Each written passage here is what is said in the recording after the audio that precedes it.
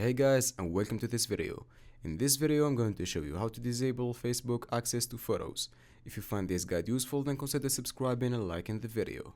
You can follow this guide for iPhone or an Android device. So if you no longer want Facebook to go and be able to view your photos, this is how you can do it. It's important to note though, you won't be able to then use them in Facebook app. So first of all, come out of Facebook and open up your settings app. Then what you need to do is scroll down and find apps on iPhone. It's right at the bottom. You can do the same thing on an Android device. Then what you need to do is go and locate Facebook, click on it. On an iPhone you should go and see the option for photos. On Android you need to click on permissions and then photos. And finally you can set it to none. So that's it.